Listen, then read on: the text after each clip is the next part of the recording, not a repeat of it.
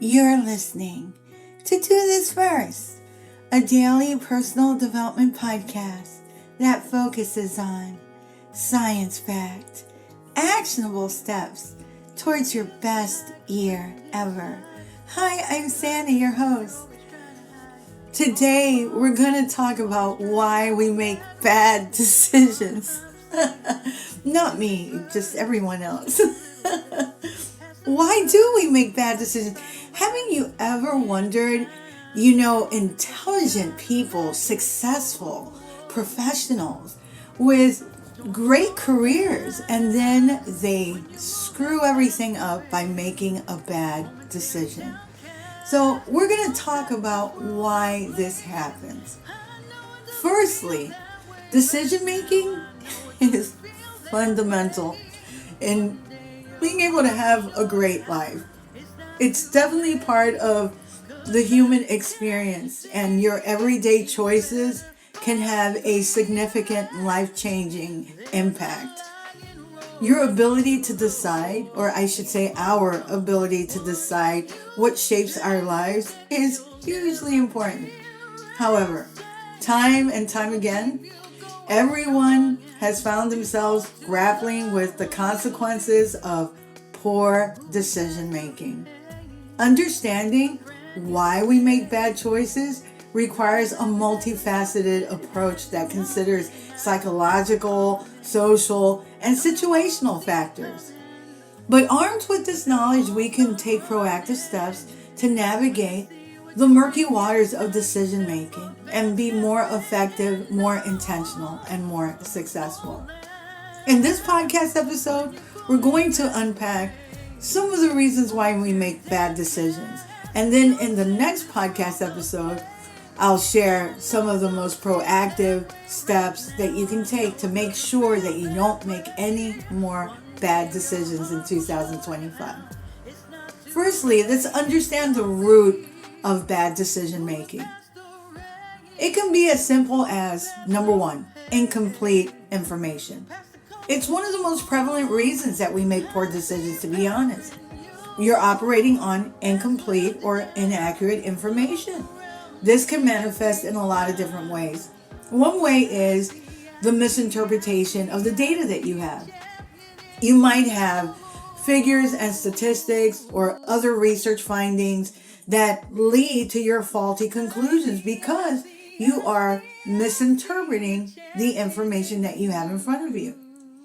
For instance, like someone who wants to lose weight might overestimate their success rate based on the program's promotional material. And we know that usually a program's material is not empirical evidence or data.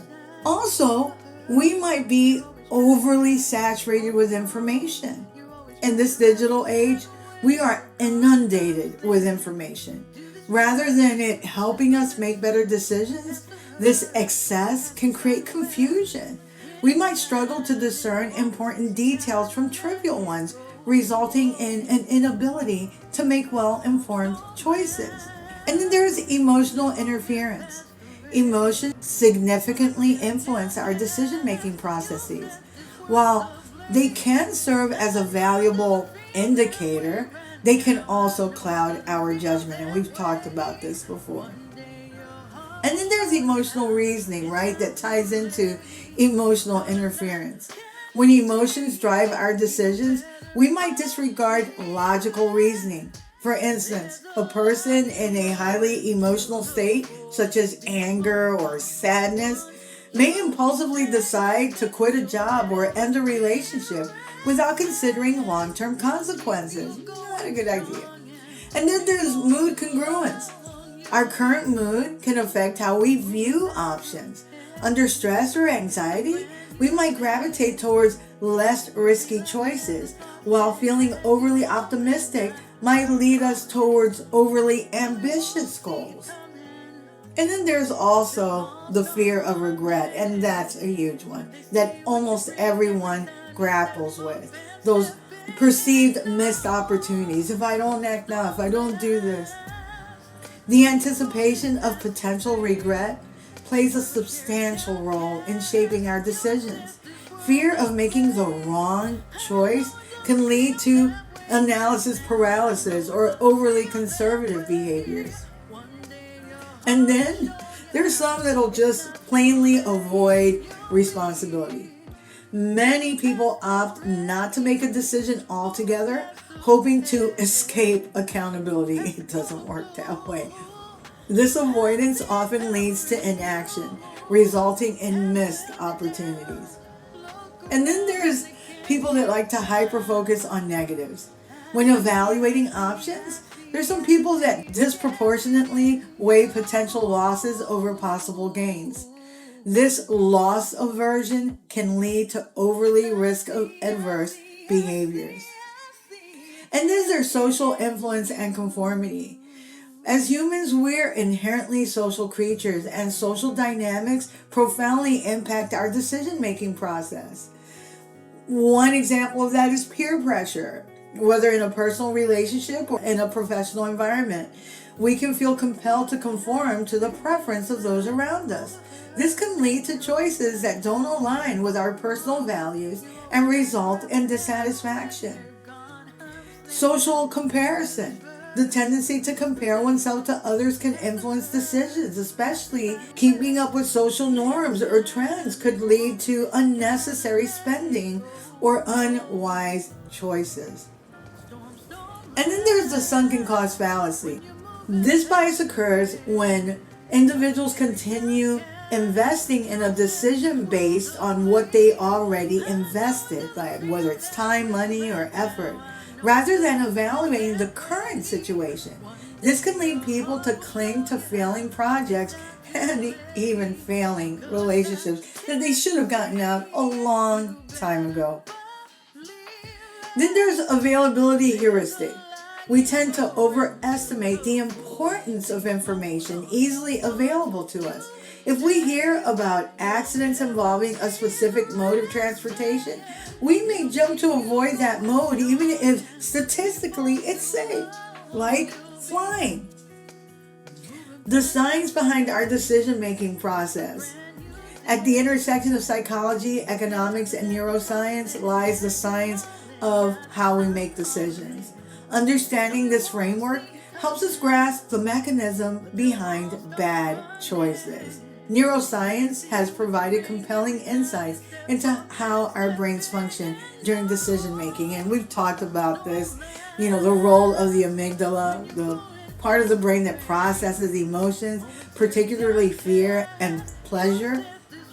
When we're making decisions under stress, that area can overpower the rational thinking capabilities of our prefrontal cortex, leading us to make rash choices. And in the dopamine release, that neurotransmitter, dopamine, plays a significant role in reward processing.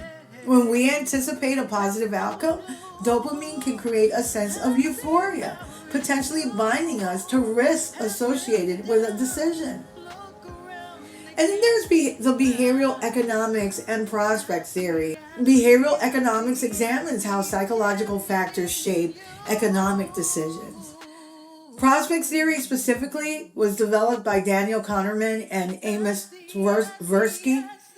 The theory suggests that people evaluate potential outcomes based on perceived gains and losses. The weighting of losses against gains can lead people to avoid risks even when potential benefits outweigh possible adverse outcomes. And then there's the temporal discounting. This concept refers to the tendency to prioritize immediate gratification over long-term rewards. This highlights why individuals often fall into bad habits or make impulsive decisions rather than investing in future gains. Delayed gratification, that's what you should be thinking of because the payoff is worth it. Then there's decision fatigue. The phenomenon of decision fatigue emerges from the overwhelming number of choices that we face each day. Our brain becomes fatigued from making decisions, especially trivial ones, that can lead to poor choices in critical situations. And then there's compromising quality for quantity. By the end of a long day of decision making, most of us want to opt for convenience over careful consideration, leading to binge eating, unhealthy foods, or making hasty financial decisions. Not wise. There are many proactive steps that we can take to make better decisions, and we're going to unpack that tomorrow. But one of the choices that I will leave with you right now is limiting your choices. Reducing the number of options available can streamline the decision-making process and make it less overwhelming. So that's a definite possibility as you move forward. But tomorrow we'll unpack a whole plethora of steps that you can take to ensure that you'll be making quality decisions from now on. If you like what you're hearing, don't forget to leave a review. You can also read a full transcript of this podcast episode and all of my podcast episodes on my blog. And that website address is DoThisFirst.life. And while you're there, you can sign up to my weekly newsletters. I have so many and I keep adding more topics. You can also listen to all of my podcast episodes. You can also subscribe to my YouTube channel, and my handle there is @DoThisFirst.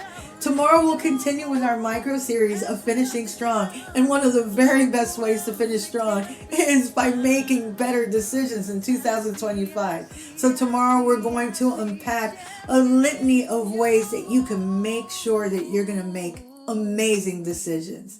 Till tomorrow. Moving past the rain, moving past the pain, or past the color blue. I see power in you. Past will it down. Look around, it can't be found. I see a champion in you.